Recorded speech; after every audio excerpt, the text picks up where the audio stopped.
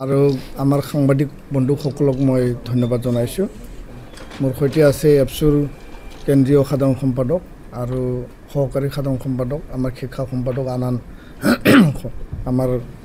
নেতৃবৃন্দ। আজি এপছুৰ মুখ্য কাৰ্যালয় বডোফা হাউচত নিখিল বড়ো ছাত্ৰ সন্থাই পোনপটীয়াকৈ বড়ো মাধ্যমৰ সমস্যা আৰু ইয়াৰ সমাধানৰ যি এটা বিষয় আছিল, সেই বিষয়টো লৈ পেলাই আমি সংবাদমেল আয়োজন কৰিছোঁ। বিষয়টো আছে যে অসম চৰকাৰ, অসমৰ মাননীয় মুখ্যমন্ত্ৰী, অসমৰ শিক্ষামন্ত্ৰী ডাঙৰীয়াই চাৰিলানি আলোচনা আমাৰ লগত কৰিছিল আৰু এই আলোচনা 2021 পৰা 2024 তাত 4টা মাইনুটছ ইয়াত তৈয়াৰ কৰা হৈছিল। 2021, 2023 আৰু 2023 আৰু 2024 4টা মাইনুটছ। সেই মাইনুটছৰ ওপৰত যোৱা 19 জুন তাৰিখে শিক্ষামন্ত্ৰী ডক্টৰ ৰণোজ পেগু ডাঙৰীয়াই বড়ো সাহিত্য সভা আৰু নিখিল বড়ো ছাত্ৰ সন্থাত আলোচনাৰ কাৰণে আমন্ত্ৰণ কৰে আৰু সেইদিনাখন আমি যেতিয়া উপস্থিত হওঁ তেতিয়া কিছুমান সময়ৰ অসুবিধাৰ বাবে, কিছুমান আৰ্জেণ্ট বিষয় অহাৰ বাবে তেওঁ অফিচৰ পৰা জনালে যে 11 বজাৰ মিটিং 2 বজাত হ'ব, 2 বজাৰ মিটিং 4 বজা, 4 বজাৰ মিটিং 6 বজা।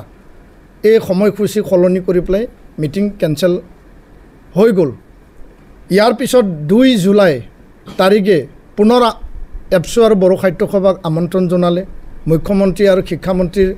মাইনুটছৰ ওপৰত আলোচনা হ'ব। এই মিটিঙো কেঞ্চেল কৰি দিলে।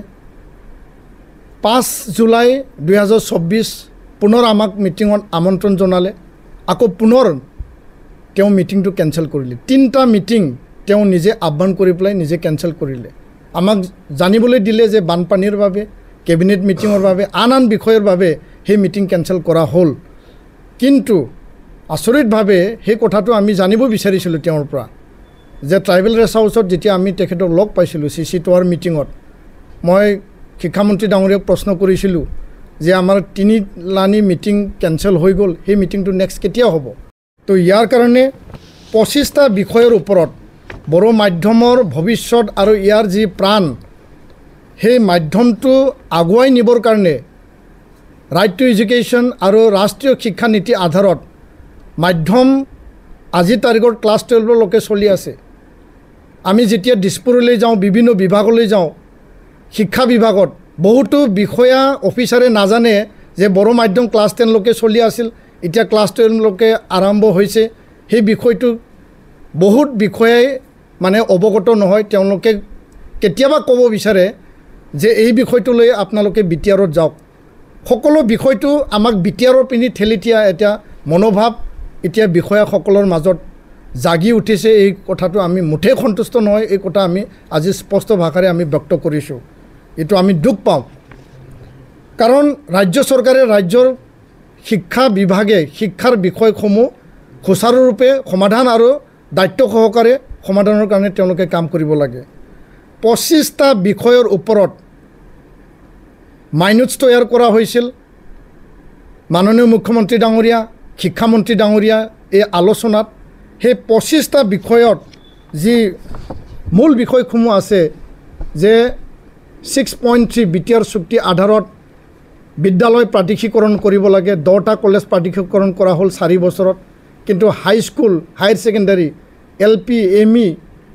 জুনিয়ৰ কলেজ এই ক্ষেত্ৰত এতিয়ালৈকে কোনো সিদ্ধান্তত উপনীত হোৱা নাই। সেই বিষয়টো অতিকে গুৰুত্বপূৰ্ণ। 2271 PGT post graduate teacher appointment কৰা হৈছিল 2021ত অসমীয়া মাধ্যমৰ বিদ্যালয়ৰ কাৰণে, হায়াৰ ছেকেণ্ডাৰী লেভেলত PGT টিচাৰ। আৰু সেই সময়তে আমি প্ৰশ্ন কৰিছিলোঁ যে বড়ো মাধ্যমৰ শিক্ষকসকল কেতিয়া এপইণ্টমেণ্ট পাব আৰু হায়াৰ ছেকেণ্ডাৰীবিলাক আপগ্ৰেড কৰি পেলাই তাত পোষ্ট ক্ৰিয়েশ্যন কৰা হ'ব। 101 হায়াৰ ছেকেণ্ডাৰী আপগ্ৰেডেশ্যনৰ প্ৰপ'জেল দিয়া হৈছে, পোষ্ট ক্ৰিয়েশ্যন হোৱা নাই। ক'ভিডৰ সময়ত যিবিলাক 95 হায়াৰ ছেকেণ্ডাৰী বড়ো অধ্যুষিত অঞ্চলত আপগ্ৰেডেশ্যন কৰা হৈছিল, তাত কোনো পোষ্ট ক্ৰিয়েশ্যন নাই। ছাত্ৰ ছাত্ৰী এডমিশ্যন ল'লে, বিনা শিক্ষকে তেওঁলোকে পৰীক্ষা দিলে আৰু এই ছাত্ৰ ছাত্ৰীৰ ভৱিষ্যত এতিয়া অতি ভয়াৱহ ৰূপত তেওঁলোকে জীৱনটো পাৰ কৰিব লগা হৈছে তেওঁলোকৰ শিক্ষাৰ ভৱিষ্যত নাইকিয়া হৈ গৈছে আমি আজি প্ৰশ্ন কৰিব বিচাৰিছোঁ তো 101টা হায়াৰ ছেকেণ্ডাৰী আপগ্ৰেডেশ্যনৰ পোষ্ট ক্ৰিয়েশ্যন কৰিব লাগে 50টা মডেল হাইস্কুল বড়ো মাধ্যমৰ টি গাৰ্ডেনৰ মডেলত আমি দাবী জনাইছিলোঁ তাৰে 35টাৰ লিষ্ট শিক্ষামন্ত্ৰী ডাঙৰীয়াই বিচাৰিলে আমি দিলোঁ কিন্তু এই ক্ষেত্ৰত কোনো কাৰ্যকৰী কৰা আমি এতিয়ালৈকে দেখিবলৈ পোৱা নাই সৰু পথাৰ কলেজ জনাই কলেজ আৰু 10টা মহাবিদ্যালয়ত বড়ো বিভাগ তাত পোষ্ট ক্ৰিয়েশ্যনৰ প্ৰপ'জেল চলি আছে এতিয়ালৈকে এই পোষ্ট ক্ৰিয়েশ্যনৰ কাম হৈ উঠা নাই বড়োলেণ্ড ইউনিভাৰ্চিটিক ওদালগুৰি কেম্পাছ গঠন কৰিব লাগে আগৰ মুখ্যমন্ত্ৰীয়ে ক'লে এতিয়াৰ মুখ্যমন্ত্ৰী ডাঙৰীয়াই ক'লে শিক্ষামন্ত্ৰী ডাঙৰীয়াই ক'লে সকলোৱে প্ৰতিশ্ৰুতি দিলে কিন্তু এই বিষয়টো এতিয়ালৈকে কাৰ্যকৰী হোৱা নাই বড়োলেণ্ড বিশ্ববিদ্যালয় বিবি ইঞ্জিনিয়াৰিং কলেজত নতুন ডিপাৰ্টমেণ্ট খুলিব লাগে পোষ্ট ক্ৰিয়েশ্যন কৰিব লাগে সেই বিষয়টো এতিয়ালৈকে কোনো কাৰ্যকৰী কৰা হোৱা নাই বা ইয়াৰ সেই বিষয়টো এতিয়া আগবাঢ়াই নাই CTET-ত বড়ো ভাষা লেংগুৱেজ 1 অপশ্যন হিচাপে অন্তৰ্ভুক্ত কৰিব লাগে কেন্দ্ৰীয় চৰকাৰক আমি দাবী জনাইছোঁ ৰাজ্য চৰকাৰে কৰিবলগীয়া কামটো হ'ল যে কেন্দ্ৰীয় চৰকাৰক তেওঁলোকে লিখিব লাগে সেই কামটো হৈ উঠা নাই 72 number of EGS education guarantee স্কিমৰ আণ্ডাৰত সেই স্কুলখিনি নৰ্মেল স্কুলত আহিল শোণিতপুৰ বিশ্বনাথত ইয়াত বিনা শিক্ষকে এতিয়া স্কুল চলি আছে য'ত RTE কথা লিখা আছে য'ত NEP কথা লিখা আছে য'ত গুণোৎসৱৰ কথা আছে তাত বিনা শিক্ষকে চলি আছে কিছুমান টিচাৰ ট্ৰান্সফাৰ দিয়া হ'ল আধৰুৱা হৈ পেলাই কিছুমান টিচাৰৰ ট্ৰান্সফাৰ এতিয়ালৈকে হোৱা নাই ইয়াৰ বাদেও 26খন বড়ো মাধ্যমৰ বিদ্যালয়ত 0 টিচাৰ এজনো শিক্ষক নাই আৰু 206 বড়ো মাধ্যম বিদ্যালয় সিংগল টিচাৰ চলি আছে শিক্ষক এপইণ্টমেণ্ট BTR আৰু অসমত যি ধৰণে হ'ব লাগিছিল টেট এপইণ্টমেণ্ট সেইটো মানে সময়মতে হোৱা নাই যাৰ কাৰণে এতিয়া ছাত্ৰ ছাত্ৰীৰ সংখ্যা কমি গৈছে ছাত্ৰ ছাত্ৰীৰ সংখ্যা কমি যোৱাৰ কাৰণে বিদ্যালয় মাৰ্জাৰ কৰিব লাগে বুলি বাৰম্বাৰ অসমৰ শিক্ষা বিভাগে নিৰ্দেশ দিছে যাৰ দ্বাৰা বড়ো মাধ্যম শেষ কৰাৰ এটা পৰিকল্পনা এতিয়া চলি আছে উকিয়াই দিছোঁ বালিপাৰা দুধনৈ আৰু বাক্সা ডিগ্ৰী মডেল কলেজ 3টা ডিগ্ৰী মডেল কলেজ বড়ো অধ্যুষিত অঞ্চল তাত বড়ো ছাত্ৰ ছাত্ৰী আছে সকলো বিভাগত পোষ্ট ক্ৰিয়েশ্যন দিয়া হ'ল 3টা মডেল কলেজত বড়ো বিভাগ বড়ো ডিপাৰ্টমেণ্টত তাত কোনো এটা পোষ্ট তাতে ক্ৰিয়েশ্যন কৰা নহ'ল এইটো অন্যায় আৰু এইটো আমাক মানে ডিপ্ৰাইভ কৰা হৈছে এই কথাটো আমি স্পষ্ট ভাষাৰে কৈছোঁ আৰু এই কথাটো মাইনত থাকিও আজিৰ তাৰিখত অসম চৰকাৰ শিক্ষা বিভাগে এইটো একো কাৰ্যকৰী তেওঁলোকে কৰা নাই আসাম টেক্সটবুক পাব্লিকেশ্যন আৰু প্ৰডাকশ্যন কৰ্পৰেশ্যনত বড়ো একাডেমিক অফিচাৰ লাগে এতিয়া খালী হৈ আছে বড়ো একাডেমিক অফিচাৰ সেৱাত লাগে এইটো খালী হৈ আছে বড়ো ট্ৰান্সলেটৰ সমগ্ৰ শিক্ষা অভিযানত খালী হৈ আছে বড়ো লেকচাৰাৰ লাগে SCRT য'ত নেকি গোটেই পৰিকল্পনাবিলাক তৈয়াৰ কৰা হয় তাত খালী হৈ আছে এই চাৰিটা মূল শিক্ষা বিভাগ কেনেকৈ চলি আছে য'ত নেকি SCRT-ত বড়ো লেকচাৰাৰ লাগে তাত পোষ্টে নাই ইমান দিনে ক্লাছ 10লৈকে বড়ো মাধ্যম 1985-86ৰ পৰা চলি আছে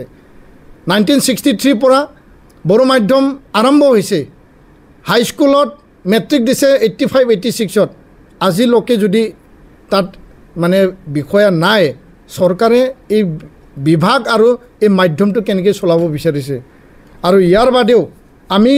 স্পষ্ট ভাষাৰে ক'ব বিচাৰিছোঁ আজি 2024ৰ 21 জুলাই আজি গৰম বন্ধ চলি আছে 3 মাহ ক্লাছ উকলি গ'ল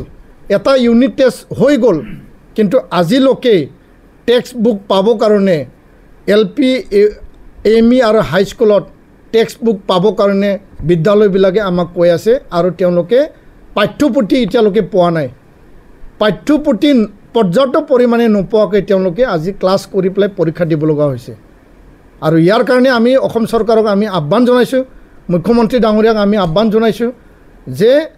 এই যে তিনিটা মিটিং মাতি পেলাই আমাক কেঞ্চেল কৰালে আমাক